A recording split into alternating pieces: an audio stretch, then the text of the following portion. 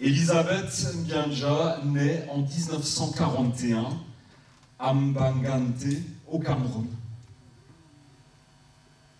Et je vous prie de bien vouloir excuser ma prononciation.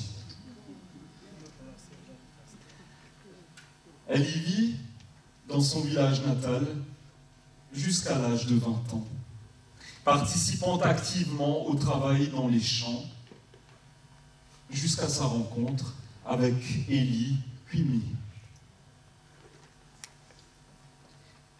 Élie était commerçant de Yaoundé et passé dans la région. Un coup de foudre, me disiez-vous, et ils se sont mariés.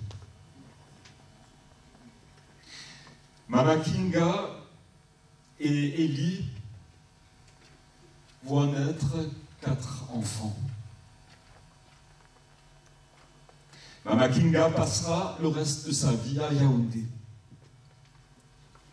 Ayant quitté le village natal en tant qu'aînée de la fratrie dans laquelle elle a grandi, elle veille au sien et s'engage pour l'avenir de ses frères.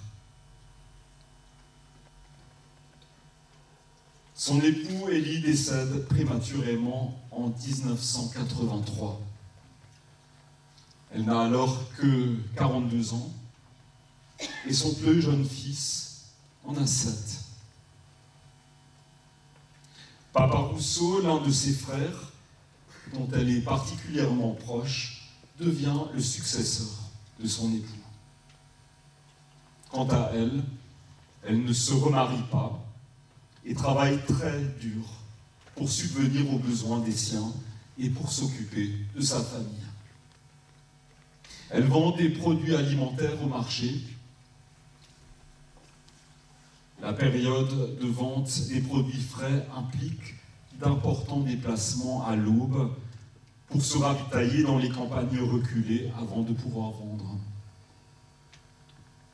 Un rythme de vie qu'on a de la peine à imaginer ici en Europe.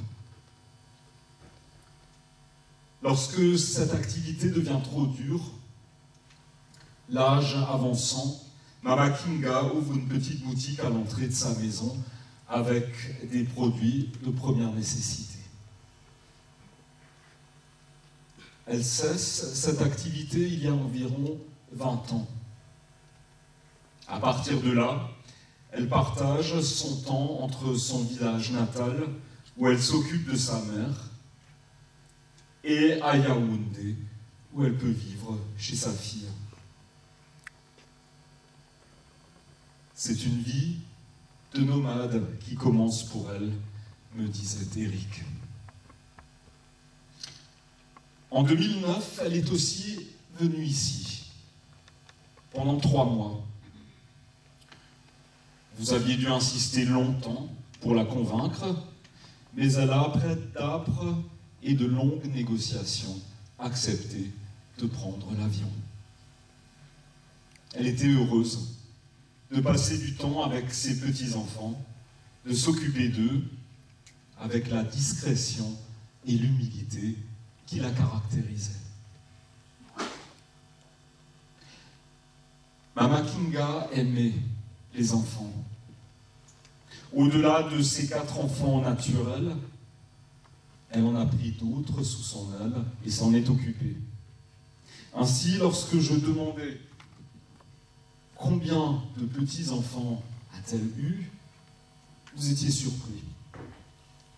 Pour l'Européen que je suis, marqué par une culture de la filiation et par les liens du sang, 11 petits-enfants. Mais en Afrique, me disiez-vous, ce ne sont pas dans les liens du sang que les liens du cœur qui sont importants. Mama Kinga avait un très grand cœur. Et à partir de là, beaucoup d'enfants et de petits-enfants pleurent aujourd'hui une maman dont l'existence était marquée par le don de soi au service des autres, par une générosité exemplaire, par une grande humilité et un cœur plein d'amour. Et c'est là l'héritage qu'elle laisse aux siens. Un amour qui accepte de tout donner pour qu'un autre puisse vivre.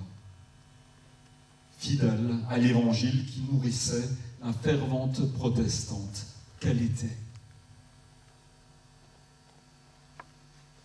Elle décède brusquement le 4 mai à l'âge de 80 ans, 5 jours après son frère Papa Rousseau.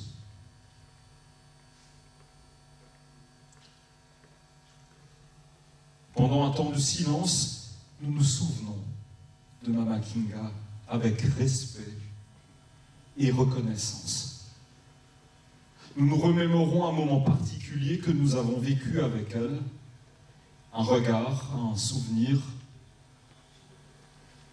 et nous lui exprimons intérieurement notre adieu. Pour cela, je vous invite à vous lever, à vous tourner vers son portrait